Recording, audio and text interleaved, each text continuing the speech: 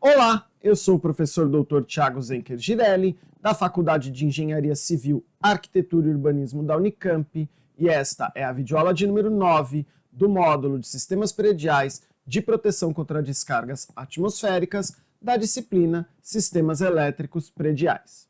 Na nossa última videoaula, fizemos um exemplo bastante completo sobre a determinação das medidas de SPDA necessárias a partir do processo de gerenciamento de risco previsto pela NBR 5419 para uma determinada estrutura.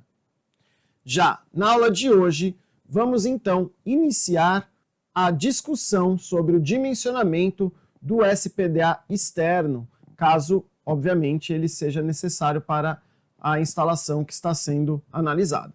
Vamos lá? Bom, retomando aqui, o sistema externo de proteção contra descargas atmosféricas, a gente já mostrou isso nos slides anteriores. Se eu tiver aí um sistema bem projetado, bem executado, de captores de SPDA, eu minimizo bastante o risco de que eu tenha, então, um raio atingindo a minha estrutura e não o próprio SPDA. Então, quais são os captores que a norma considera? Bom, podem ser hastes, como a gente viu, simplesmente cabos esticados, como a gente comentou também, o caso de torres, mas eu posso usar isso em coberturas, apesar de não ser muito comum. Condutores em malha ou elementos naturais, como a gente também já conversou. No caso dos captores, podem-se utilizar os seguintes métodos conforme o caso. Então, eu posso usar o método do ângulo de proteção para o dimensionamento. Eu posso usar também o método da esfera rolante ou fictícia, também chamado de modelo eletromagnético.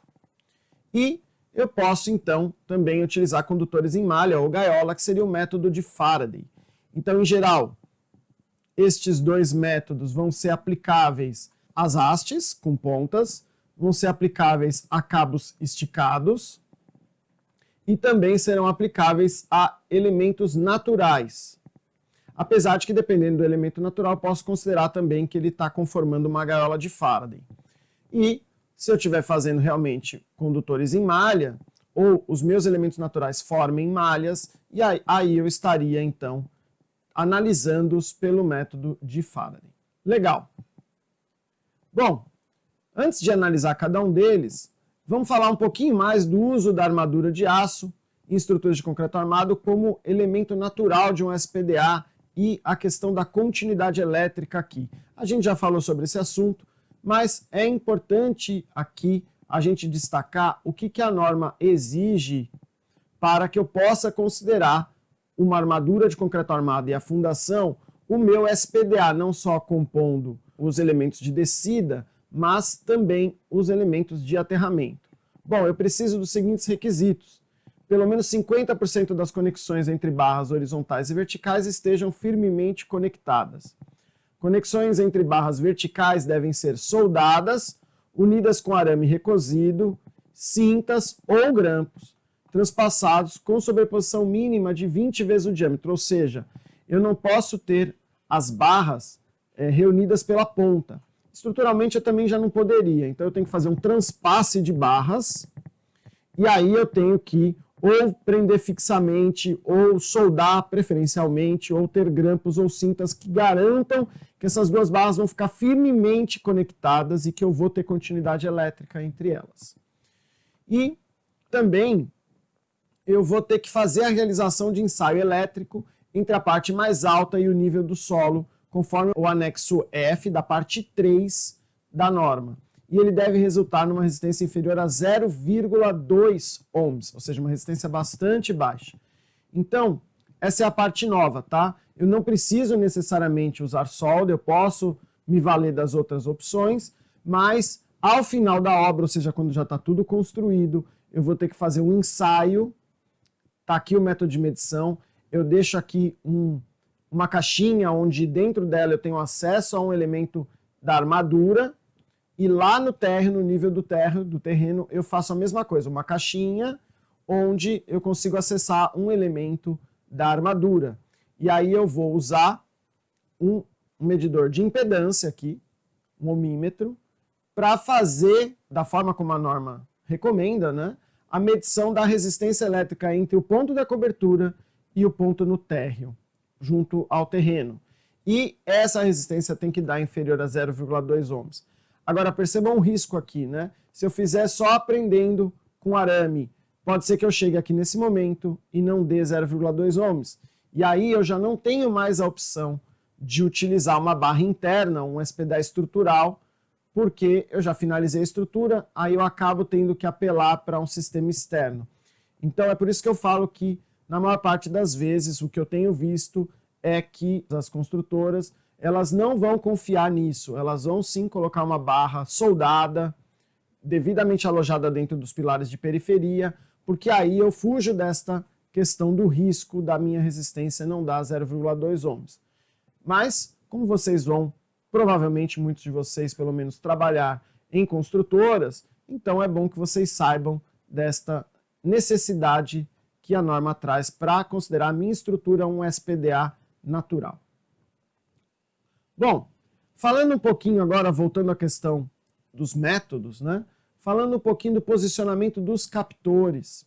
A norma traz para cada classe do SPDA, e a gente já viu na última videoaula como a gente vai escolher essa classe, né? Sempre pensando em minimizar o risco que a gente está analisando para um valor abaixo do máximo tolerável, né? Lembro que no exemplo a gente chegou no SPDA classe 4, que é o mais light, aí, o mais tranquilo, mais barato.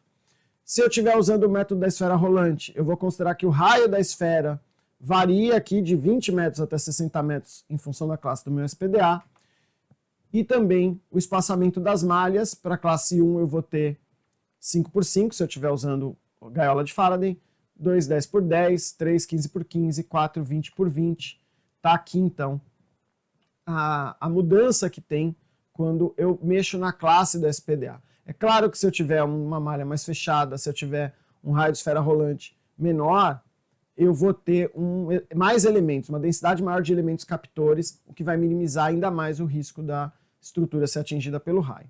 No caso do ângulo de proteção, essa versão da norma, ela não tem valores mais fixos por classe, mas esses valores dependem dessa figurinha que a gente está vendo aqui, tá certo? Eu tenho, então, uma relação entre a altura da minha estrutura, que no caso é a altura da ponta superior do captor, até o plano de referência a ser protegido. Esse plano de referência pode ser no solo, quando eu estou na extremidade, ou pode ser alguma outra parte da própria cobertura, quando eu estou olhando para o lado interno da cobertura ainda. Eu vou mostrar uma figurinha no próximo slide que esclarece um pouco mais isso.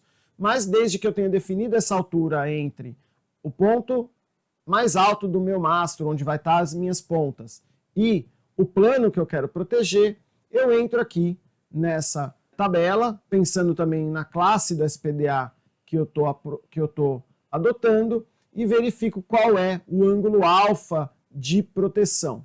Então, é muito simples, por exemplo, em 20 metros no SPDA classe 4, eu teria que usar um ângulo de proteção mais ou menos de uns 53, 54 graus. O que é esse ângulo de proteção? Bom, essa figurinha que vai me esclarecer isso. Esse método da norma, ele vai considerar que tudo que tiver num cone abaixo dessa ponta vai estar protegido. Então, o volume protegido é um cone abaixo da parte superior do mastro, onde está a ponta. E qual é o ângulo alfa de abertura desse cone? Bom, o ângulo alfa de abertura desse cone é exatamente o ângulo que a gente vai tirar dessa tabela. Então, vejam, ângulos muito abertos, 70, 80 graus, é quase um cone abrindo para o infinito, né? 90 graus seria tudo que está desse plano para baixo está protegido. 80 graus é quase isso, né? Ele vai proteger uma área bastante grande. E conforme eu vou aumentando a restrição da minha classe do SPDA, eu vou fechando esse cone e protegendo um volume cada vez menor.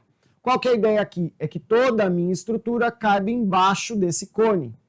Ah, e se ela não couber? Bom, então eu ponho mais de uma haste e aí eu junto os cones de todas as hastes e a minha estrutura tem que caber embaixo desse volume combinado dos cones de cada uma das hastes que eu instalar. Muito bem.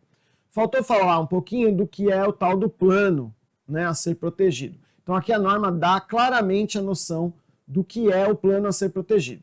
Se eu estou aqui na extremidade, próxima extremidade da estrutura, o meu plano a ser protegido está lá no solo, está lá na base da minha estrutura no terreno. Porque, lembram, eu tenho aquela zona ZPR 01 aqui, que é uma zona que, apesar de ser externa, ela deve estar protegida pelo meu sistema de SPDA. Então, eu vou considerar, para entrar naquela tabelinha, essa altura total, que é a altura da edificação mais a altura do mastro do meu SPDA. E para o lado interno da edificação, ou seja, para o lado em que ela vai enxergar a cobertura, caso, obviamente, ela não consiga envolver a estrutura inteira, porque daí vai ser exatamente essa ideia do cone, eu posso usar um ângulo mais aberto, ou seja, uma proteção mais longa aqui, porque aí esse ângulo aqui passa a ter como referência apenas a altura H1 do meu captor. Ou seja, se o meu captor tiver 5 metros de altura e eu tiver aqui numa classe 4, eu vou estar mais ou menos aqui, e esse meu ângulo vai ser perto de 70 graus. Então, mesmo a minha estrutura sendo mais alta, isso vai afetar esse ângulo, mas esse ângulo aqui, por exemplo, pode ser bastante mais vantajoso aqui para proteger a estrutura. No caso desse exemplo da norma, ainda ficaria uma parte da estrutura desprotegida. Então, o que eu teria que fazer? Eu construo de maneira simétrica a essa haste. Eu construo uma segunda haste aqui, e aí essa haste vai proteger também o lado de fora e o lado interno dela vai ter o mesmo ângulo desse, vai passar certamente aqui do centro, e eu vou ter toda a minha estrutura protegida em relação às descargas atmosféricas. Então, para esse desenho da norma, eu precisaria de duas hastes, uma nessa posição, a outra nessa posição, para que eu conseguisse proteger essa estrutura como um todo. Então, deu para entender a ideia dos ângulos? Eles são relativos ao plano que eu quero proteger. Então, se eu estou protegendo a tela embaixo, é essa altura inteira. Se eu estou protegendo só a cobertura, eu posso usar só a altura do meu elemento da SPDA. Aqui só um exemplo com cabos horizontais esticados, né, mostrando uma ligação aí por um cabo entre dois mastros.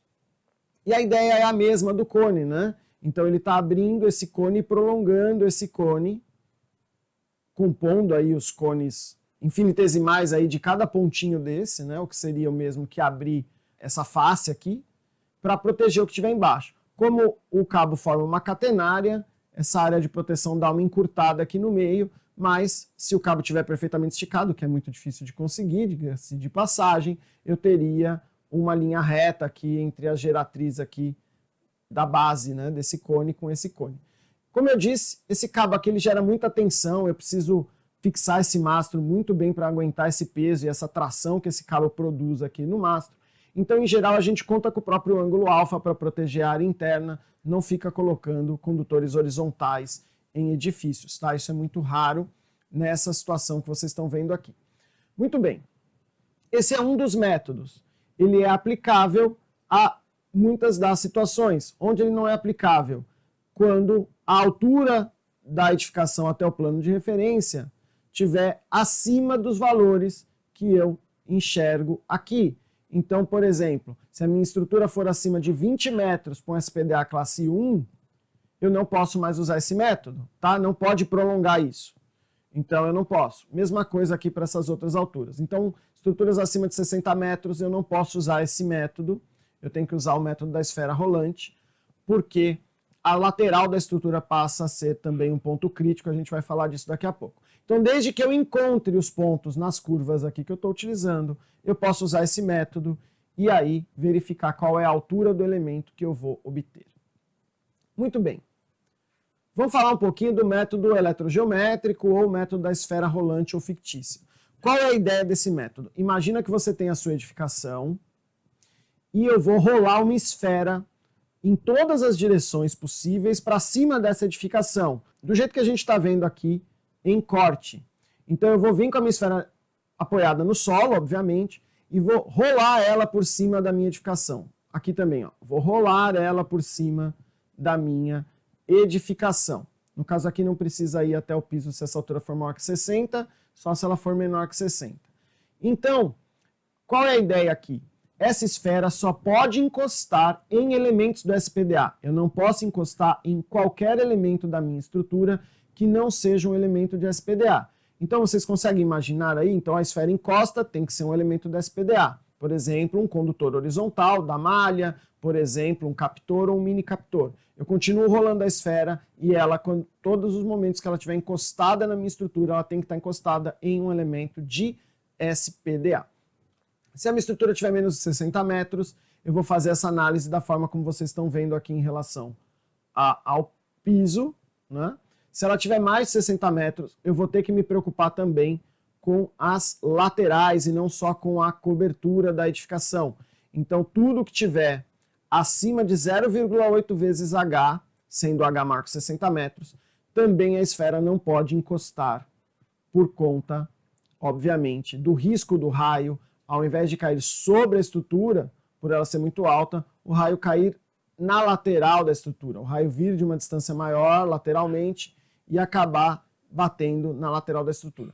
Como isso é comum para alturas mais elevadas, é muito incomum na parte mais baixa, então a gente acaba tendo que proteger lateralmente também a nossa edificação.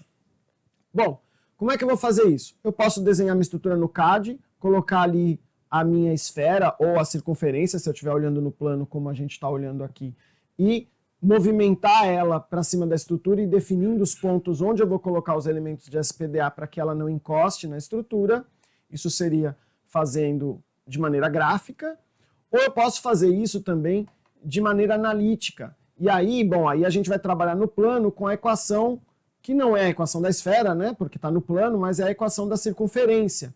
Então eu tenho aqui a equação, o x, eu defino aqui um eixo de referência, por exemplo, no meio da minha edificação, orientado para lá, então o x cresce para lá, o y cresce para cá, então eu tenho um eixo de coordenadas xy, e aí eu vou fazer o seguinte, eu vou usar essa equação para que, encostando aqui nesse primeiro elemento da estrutura, que eu sei a posição dele, eu conheço o raio e conheço a altura que eu tenho do centro da minha esfera, no caso da minha circunferência, eu consigo definir qual é o centro de gravidade, ou seja, qual é o x do CG e o y do CG dessa esfera nesse ponto. Então, a partir daí, eu consigo avaliar a posição desse elemento de SPDA e eu continuo rolando aí e refazendo o cálculo usando essa equação para avaliar se eu preciso de outros pontos de SPDA para impedir que essa esfera atinja a estrutura. A norma não fala nada, pessoal, mas a favor da segurança eu sugiro que vocês também analisem as quinas da estrutura, ou seja, não só as direções comprimento e largura, mas a direção diagonal da estrutura, porque se eu protejo lateralmente numa direção e protejo lateralmente na outra, provavelmente eu deixei a quina da estrutura desprotegida. Então, apesar da norma não dizer nada, e eu não posso dizer que está errado não fazer isso, porque a norma não é específica, pensando na ideia de proteger o melhor possível a estrutura, seria o ideal que a gente também analisasse as quinas da estrutura, né? Ou seja, não analisasse só nos dois planos, longitudinal e transversal, mas analisasse na quina diagonal da estrutura também o que está acontecendo ali se a esfera vier por essa direção. Tudo bem, pessoal? Então, eu posso usar os dois métodos, desde que a altura do meu edifício permita. E aí, qual que eu vou adotar? Bom, a nossa sugestão é que vocês calculem pelos dois métodos e adotem o que der a menor altura de haste. Por quê? Se os dois métodos são aceitos pela norma, o que der a menor altura de haste é o mais econômico e ainda assim vai ser aceito pela norma, vai estar protegendo a edificação. Então, para que a execução fique mais barata, o ideal é que a gente calcule pelo ângulo de proteção, calcule pela esfera rolante e avalie qual vai dar a menor altura de haste ou o menor número de hastes ao longo da cobertura da minha edificação, e é essa que eu vou especificar no meu projeto. Tudo bem, pessoal? Legal.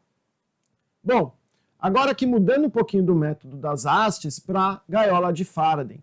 A gaiola de Faraday, ela é um método que acaba sendo, como a gente disse, um pouquinho mais caro em edificações não muito grandes em planta, mas pelo tamanho e o número de hastes necessárias, pode ser que edificações maiores em planta, com uma área maior, tenham o método da gaiola de Faraday como o mais adequado e o mais barato. ou então estruturas onde eu quero zerar o campo magnético no interior delas para evitar qualquer falha de sistemas internos. Bom, como é que a gente vai trabalhar no caso do método de Faraday? Primeiro, os condutores captores, ou seja, a malha que capta o raio, agora eu não tenho mais pontas, eles devem ser instalados na periferia da cobertura da estrutura, em qualquer saliência da cobertura da estrutura, nas cumeeiras do telhado se o declive exceder 1:10. Ou seja, eu tenho que olhar o meu telhado pensando que ele tem altura, eu não posso olhar só em planta. Por quê? De repente, eu tenho uma malha 20 por 20 e minha edificação não tem nem 20 metros de largura. Aí você vai pensar, vou colocar só uma malha na periferia e eu estou protegido. Mas a cumieira central está para cima dessa malha. E aí ela está desprotegida. Então, necessariamente, se eu tiver uma cumieira, que é um ponto mais alto do telhado, eu vou passar uma linha da minha malha por essa cumieira. E aí, mesmo tendo uma estrutura, por exemplo, de 20 por 20, eu vou acabar tendo uma malha de 10 por 20, por exemplo, porque ao longo da cumieira eu vou ter que fazer essa cordoalha passar, porque ele é o ponto mais alto. Então, reentranças, saliências, a própria cumieira devem ser sempre pontos onde a malha do meu SPDA vai passar, eu não posso deixar eles de fora.